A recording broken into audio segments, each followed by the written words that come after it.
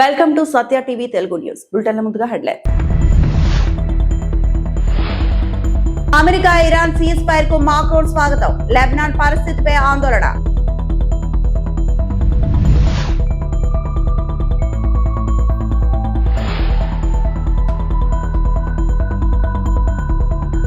అమరావతి పేరిట అవినీతి, మావిగన్ ప్రణాళికతో ప్రత్యామ్నాయం.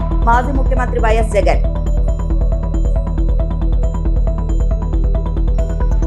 ఫ్రాన్స్ అధ్యక్షుడు ఎమాన్యుయల్ మాక్రాన్ అమెరికా ఇరాన్ మధ్య కుదిరిన కాల్పుల విరమణను స్వాగతించారు. ప్రస్తుతం ఈ సీజ్ ఫైర్ కొనసాగుతున్నట్లు కనిపిస్తోందని ఆయన తెలిపారు. అయితే లెబనాన్ లో పరిస్థితి అత్యంత ఆందోళనకరంగా ఉందని హెచ్చరించిన మాక్రాన్ ఈ ఒప్పందంలో లెబనాన్ ను కూడా చేర్చాల్సిన అవసరం ఉందని స్పష్టం చేశారు. మధ్యప్రాచ్యంలో శాంతి స్థిరంగా ఉండాలంటే అన్ని ప్రాంతాలకు వర్తించే సమగ్ర ఒప్పందం అవసరమని ఆయన అభిప్రాయపడ్డారు. For nearly 40 days now, it is indeed through negotiation that we can provide the security guarantees necessary for stability throughout the region. Therefore, the announcement of this ceasefire is very good news. Regarding the Strait of Hormuz, Iran has announced its readiness to reopen it, which is a positive development. We have been working for several weeks to mobilize our partners in Asia, Europe, and the region. Around 15 countries are currently mobilized and participating in the planning, led by France, to enable the implementation of a strictly defensive mission in coordination with Iran when the conditions are right to facilitate the resumption of maritime traffic. Regarding Lebanon, which, to date, is also included in the ceasefire, which is a good thing and even an essential thing, and where the strikes have ceased in recent hours, the situation is critical. Allow me to say one last word before we begin the work of this council, to welcome the release of Cécile Kohler and Jacques Paris, and the profound relief it brings to all of us. I will have the opportunity to meet with them later this morning. This marks the end of a terrible ordeal lasting 3.5 years, and I want to take this opportunity to thank the Omani authorities for their mediation efforts, particularly. కూటమి ప్రభుత్వంపై తీవ్ర స్థాయిలో విమర్శలు గుప్పించారు ఆంధ్రప్రదేశ్ మాజీ CM YSR Congress party అధినేత YS Jagan. Amaravati పేరుతో భారీ అవినీతి, దోపిడీ జరుగుతోందని ఆరోపించారు. అందుకే ప్రత్యామ్నాయంగా మావిగన్ ప్రణాళికను ప్రతిపాదించామని తెలిపారు. ఇంకా అమరావతి గురించి నేను చెప్పాల్సిన పని, అమరావతిలో ఏం జరుగుతా ఉంది అన్నది, ఎంతటి దారుణమైన స్కాములు జరుగుతా ఉన్నాయన్నది మనలో అందరికీ కూడా ఇప్పటికీ అర్థమైంది. స్క్వేర్ ఫీట్ కట్టడానికి 5 స్టార్ ఫెసిలిటీస్తో హైదరాబాద్ లో కానీ, చెన్నైలో కానీ, బెంగళూరులో కానీ ఎక్కడైనా కూడా కట్టడానికి అయ్యే ఖర్చు 4,500 దాటదు. ఇది 5 స్టార్ లాబీసు, ఇటాలియన్ మార్బులు ఈ స్థాయిలో కట్టే కార్యక్రమాలు చేసినా కూడా అమరావతిలో మాత్రం 12,000, 14,000 అడుగు ఖర్చు. రోడ్లు వేస్తా ఉన్నారు, 6 లేన్ రోడ్లు. నేషనల్ హైవేలు టెండర్లు పిలిస్తే 20 కోట్లు వస్తా ఉంది. ఇక్కడ మాత్రం 53 కోట్లు లేను. ఎక్కడా లేని స్కాములు. ఎవరు ఈ స్కాముల్లో భాగస్తులు అని అంటే ఈనాడు వియంకుడు, బిఎస్ఆర్, బలుసు శ్రీనివాసరావు, చంద్రబాబు నాయుడు బినామీ, అంతా ఇల్లే. వీళ్ళకి మళ్ళీ ఏంది కొత్తగా మొబిలైజేషన్ అడ్వాన్స్. ఇంతకుముందు ఎప్పుడూ లేదు మొబిలైజేషన్ అడ్వాన్స్ చేయడం ఏంది కొత్తగా. ఇంతకు ముందంతా వర్కులు చేస్తే బిల్లు ఇచ్చే పరిస్థితి. ఇక్కడ చంద్రబాబు నాయుడు హయాంలో వర్కులు చేయాల్సిన పనిలే. కాంట్రాక్టర్లు మనోళ్లే, మనకు సంబంధించిన వాళ్ళే, ఈనాడు ఇల్లే, అంతా ఇల్లే. అడ్వాన్స్ 10%, ఒక్కొక్కరికి 6,000 కోట్లు వర్కులు అంటే ఒక్కొక్కరికి 600 కోట్లు అడ్వాన్సులు. వర్కులు చేయడం కదా దేవుడు వరకు ఫస్ట్ మొబిలైజేషన్ అడ్వాన్సులు 600 కోట్లు ఒక్కొక్కరికి. ఈ స్థాయిలో దోచేస్తా ఉన్నారు. ఎక్కడా కూడా రాష్ట్రానికి సంబంధించిన ఆదాయాలు ఇక రాష్ట్రానికి ఎలా వస్తాయి? రాష్ట్రానికి సంబంధించిన ఆదాయాలు ఇలా కొల్లగొడతా ఉంటే ఇక రాష్ట్రంలో ప్రజలు, పేదలు, మధ్యతరగతి వర్గాలు వీళ్ళ పరిస్థితి ఏమిటి? పశ్చిమ గోదావరి జిల్లా మండలం మార్టేరు వ్యవసాయ పరిశోధన కేంద్రంలో కిసాన్ మేళా ఘనంగా నిర్వహించారు. ఈ కార్యక్రమంలో వ్యవసాయ శాఖ మంత్రి కింజరపు అచ్చెన్నాయుడు పాల్గొని రైతులు ఏర్పాటు చేసిన ఉత్పత్తుల స్టాల్స్, వరి బంగడాలు, వ్యవసాయ యాంత్రిక పరికరాలను స్థానిక ఎమ్మెల్యే పితానితో కలిసి సందర్శించారు. ఈ సందర్భంగా రైతులు బహిరంగ సభలో ఆయన మాట్లాడుతూ వైసీపీ హయాంలో వ్యవసాయం నాశనమైంది అని ఆగ్రహం వ్యక్తం చేశారు. గత 5 ఏళ్లలో గోదావరి జిల్లాల్లో కాలువలో కనీసం మట్టి తీయలేదు అని, వైసీపీలో రైతులు చేసేదేమీ లేక క్రాప్ హాలిడే ప్రకటించారన్నారు. జగన్ దుర్మార్గుడు, 12 లక్షల కోట్లు అప్పు చేసిపోయాడు. చేసిన అప్పులకి వడ్డీ కడుతున్నామని, కూటమి ప్రభుత్వంలో సంక్షేమం, అభివృద్ధి 2 కళ్ళు మాదిరి పనిచేస్తున్నాయని, దుర్మార్గుడు జగన్ రైతులకు ఒక్క పరికరం కూడా ఇవ్వలేదు అని, 2027 నాటికి పోలవరం పూర్తి చేస్తామని సభాముఖంగా తెలియజేశారు. 2 శాఖలు ఉన్నాయి. ఒకటి వ్యవసాయ శాఖ. వ్యవసాయ శాఖ అవసరమైనటువంటి సాగునీటి పారుదల శాఖ. ఈ రెండు శాఖలు బాగా ఉండేటప్పుడే రైతుకు మంచి జరుగుతుంది, తక్కువ పెట్టుబడితో ఎక్కువ లాభాలు పొందడానికి అవకాశం ఉంటుంది, రైతు వ్యవసాయం చేయడానికి ఉత్సాహపడతాడు.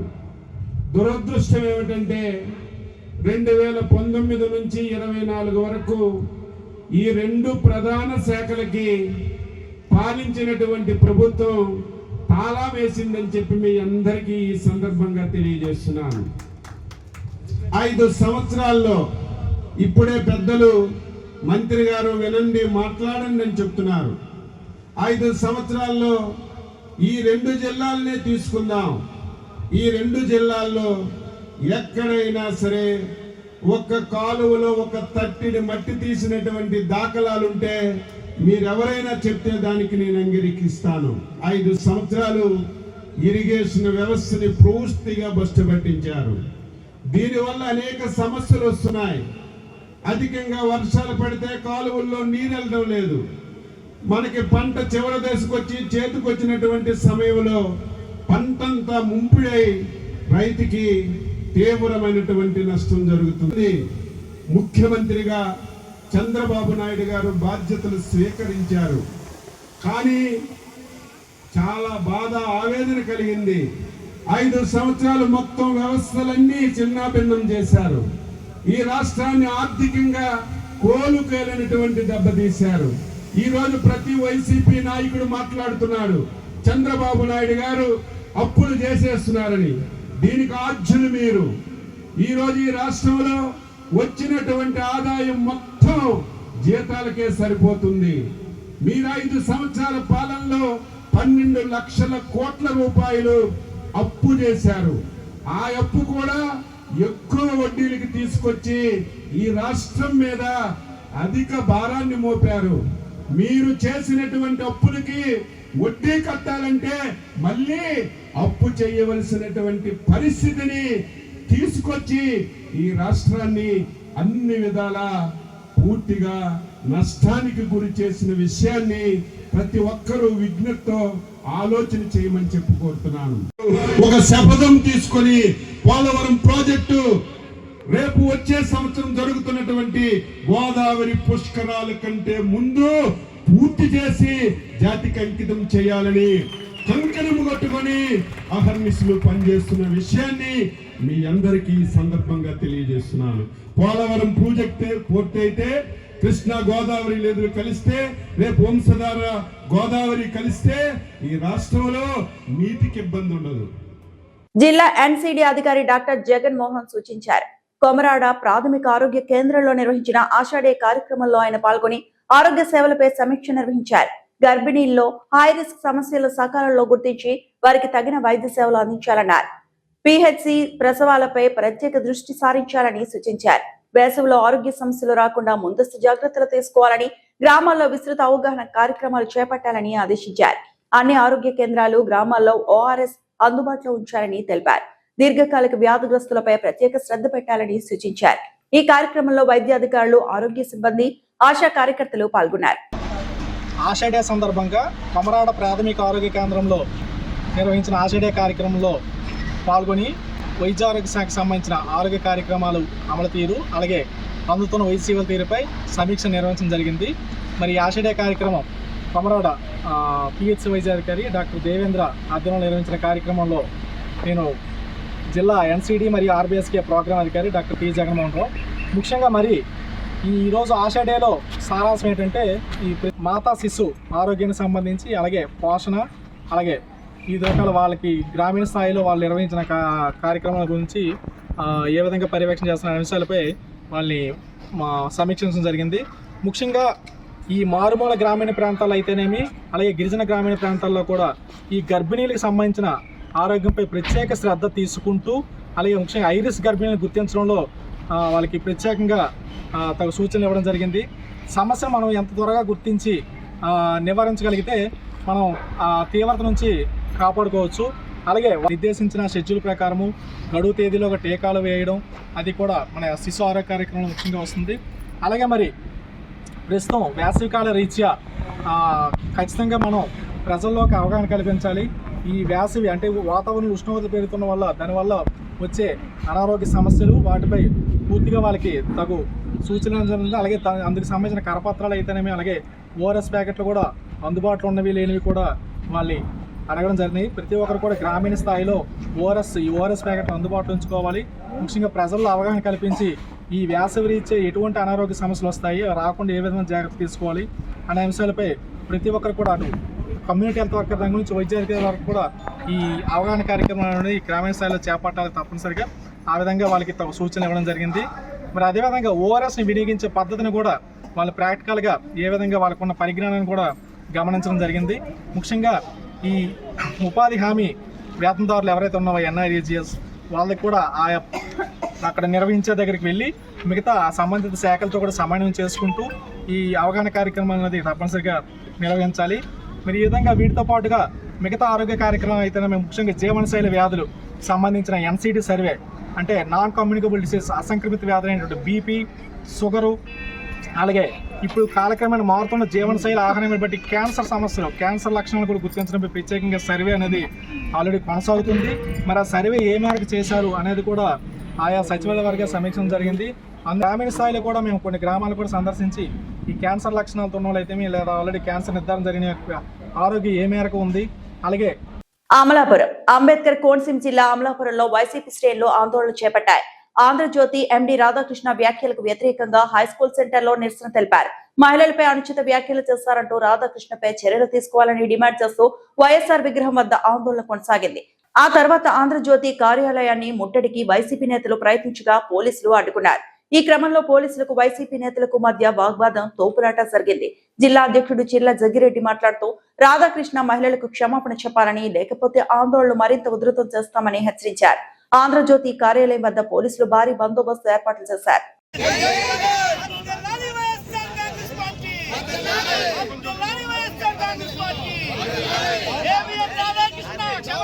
కోట్ల రూపాయలు ఒకవైపు జీతాలకు డబ్బులు లేవని చెప్తున్నటువంటి మీరు ఒక స్క్వేర్ ఫీట్ మన ఏదైతే ఢిల్లీలో ఉన్నటువంటి మన పార్లమెంట్ కట్టుకున్నాం, పార్లమెంట్ కట్టడానికి 4,000 రూపాయలు స్క్వేర్ ఫీట్కి అవుతూ ఉంటే, అలాగే తెలంగాణ మరి ఏదైతే సచివాలయం 52 సచివాలయం కట్టినటువంటి బిల్డింగ్కి తెలంగాణలో 3,500 రూపాయలు ఖర్చు అవుతూ ఉంటే, ఈరోజు ఏదైతే ఒక వర్గానికో తెలుగుదేశం పార్టీ నాయకులకు ఆస్తులు పెంచుకోవడానికి పెట్టినటువంటి అమరావతిలో మరి మునిగిపోయేటువంటి చోట, నీళ్లలో మునిగిపోయేటువంటి చోట మీరు 14,000 స్క్వేర్ ఫీట్కి మీరు ఏ రకంగా ప్రజల యొక్క డబ్బు ఖర్చు పెడుతున్నారో దీనికి సమాధానం చెప్పాల్సిన బాధ్యత మీకు లేదా అని ఈ సందర్భంగా మేము వారిని గట్టిగా నిలదీస్తూ ఉన్నాం.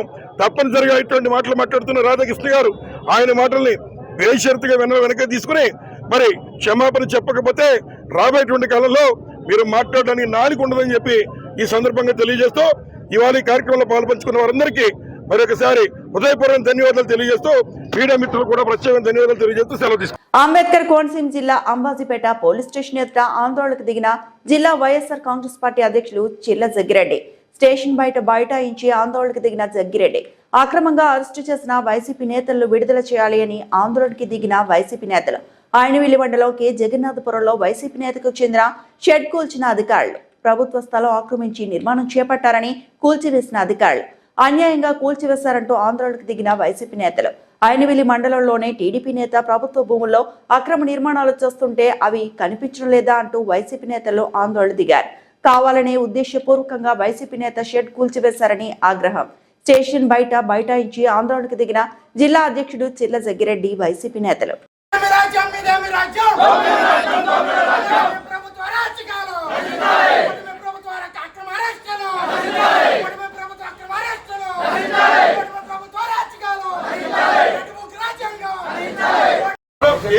కేసు లేదంటున్నారు.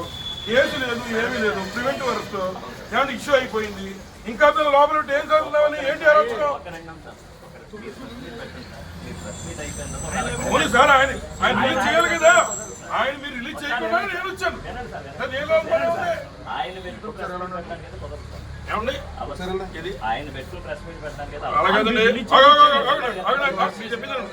ప్రెస్ మీట్ ఎవరు పెట్టిన వాళ్ళు మీరు చెప్పే రైట్ మీకు లేదు, మీ ఫండమెంటల్ రైట్ ఉన్నది. మేము ప్రెస్ మీట్ ముందు మేము అక్కడ స్క్రీన్ మేము ప్రెస్ మీట్ పెట్టుకుంటా లేదంటే ప్రెస్ వాళ్ళకి మాకు సంబంధించిన అంశం.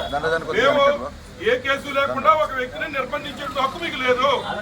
సివిల్ కేసులో బెయిల్ వాళ్ళు వెంటనే ఇచ్చి పంపించండి. ఎంత పెడతారో మీరు ఐవల్ స్టేషన్ అయితే ఎక్కడికి ఎలా పెడతారు? మీరు ఏ చట్టంలో పెడతారు? కేసు పెట్టి ఇచ్చేయండి. మీరు ప్రెస్ మీట్ ఎప్పుడు ఎవరితో పెట్టుకోవాలని మాకు అధికారం లేదు. అలాగే బెయిల్ మేము ఎప్పుడు ఇవ్వాలనేది మాకు డిస్కషన్. ఎప్పుడు ఇవ్వాలి మీ ఇష్టం కాదు. చేసుకోండి. రైట్. మీరు ఏం చెప్పారు? ప్రివెంటివ్ అరెస్ట్ చెప్పారు. ప్రివెంటివ్ అరెస్ట్ పెట్టి మీరు ఎంతకాలం కూర్చోబెట్టడం లేదు. అయ్యి ఉండొచ్చు. మరి అటువంటి ఏ కేసులో నిర్బంధించారు మీరు? ఇష్యూ అయిపోయిన తర్వాత సరే మీరు చెప్తారంటే మీ పని మా పని వాళ్ళు పోలీసులు కోఆర్డినేటర్ అతను తీసుకొచ్చి ఇంత డేవిడ్ కూర్చోబెట్టి ఏదో తప్పు చేసినట్టు పంపించకుండా మీరు చేస్తారు. అసలు వాస్తవంగా మీకు సంబంధించిన ఇష్యూ కాదు. సివిల్ డిస్ప్యూట్ ఎట్లాగా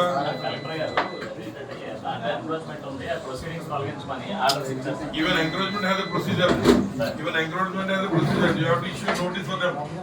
You have to issue a notice to them even if it is encouragement. మరి ఎంకరేజ్మెంట్ అన్న నోటీస్ ఇచ్చేయాలి తప్ప ఇట్లా అక్కడ ఉన్నటువంటి ఆయన్ని తీసుకొచ్చేసి ఆయన వల్ల కూర్చోబెట్టేసి షుగర్ బీపీ ఉంటే ఏమైపోతుందో సేపు కూర్చోబెట్టేసి ఏ సెక్షన్ వేసారో చెప్పట్లేదు. మళ్ళీ ఎక్కడి నుంచో రావాలంటున్నారు. ఎందుకు వెయిట్ చేయాలి? మేము మా టైం పాటు చేసుకుంటాం.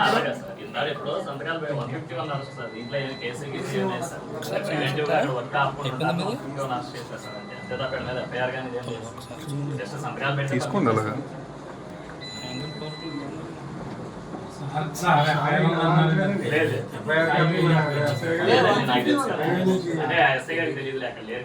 ఎఫ్ఐఆర్ ఏం లేదు సార్. ఓన్లీ 151 అరెస్ట్ చేశాను. ప్రివెంటివ్ అరెస్ట్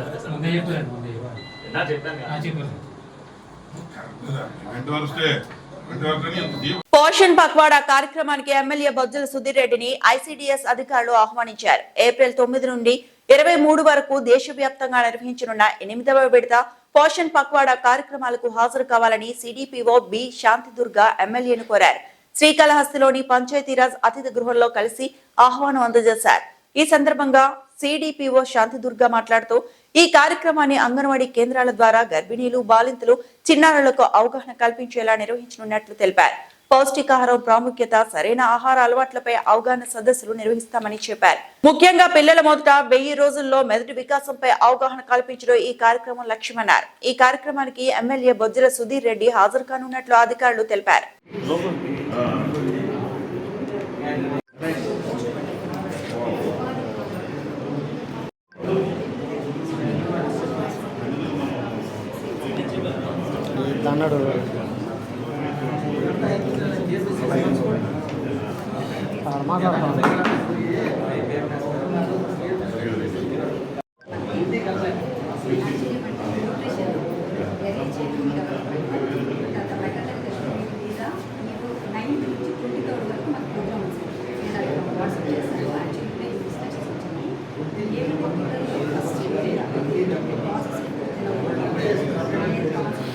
స్క్రీన్ టైం తగ్గించారు పిల్లలు ప్రయత్నం చేయాలి.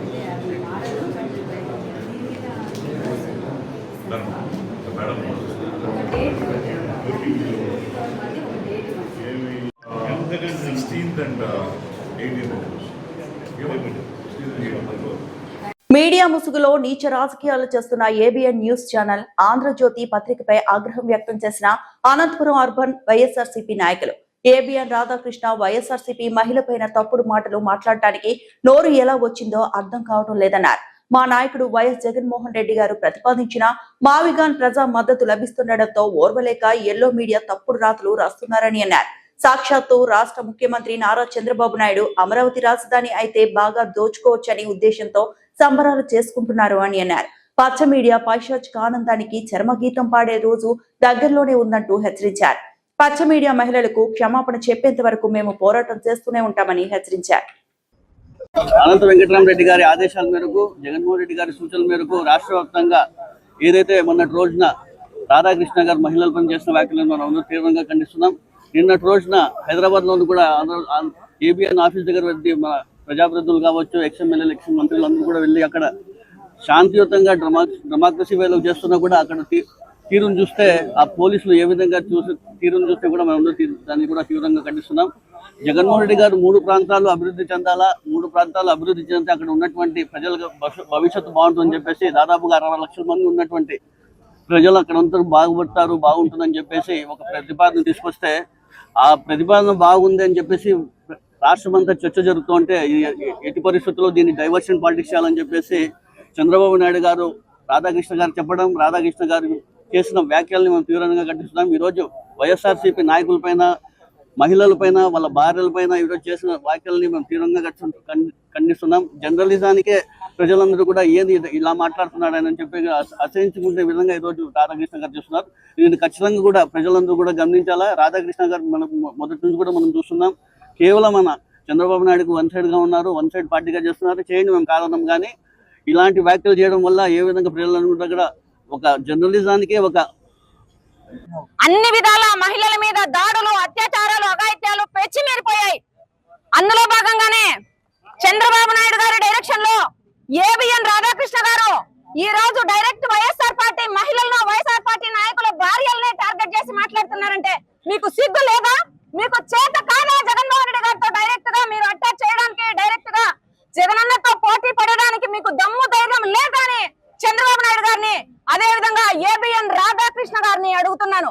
అయ్యా ఏబిఎన్ రాధాకృష్ణ, నువ్వు కడుపులేక అన్నం తిని మాట్లాడుతున్నావా, పెంట తిని మాట్లాడుతున్నావా? ఏమి మాట్లాడిస్తున్నావు నువ్వు ఛానల్లో? నీకు దమ్ము ధైర్యం ఉంటే, నువ్వు నిజంగానే మీ అమ్మ కడుపున పుట్టి ఉంటే ఈ రోజు వదలమను, మీ ఆఫీస్ వదలమను, నిరసన తెలియజేస్తామంటే కూడా 3 అంచెల భద్రతతో పోలీసులు ఏర్పాటు చేసినవే. నీకు సిగ్గు శరము లేదా? మీకు తొత్తుగా లోకేష్ బాబు ఈ రోజు ఏబిఎన్ కు తొత్తుగా వ్యవహరిస్తున్నాడు. లోకేష్ గారు, నీకు కూడా భార్య ఉంది, నీకు కూడా తల్లి ఉంది. ఖచ్చితంగా ఇది తిరిగి నీకు వస్తుందని తెలియజేస్తున్నాం. మర్యాదగా బేషరతుగా ఏబిఎన్ రాధాకృష్ణ బయటకు వచ్చి అందరి మహిళలకు, వైఎస్ఆర్ పార్టీలో ఉండే ప్రతి మహిళకు క్షమాపణ చెప్పాల్సిందే.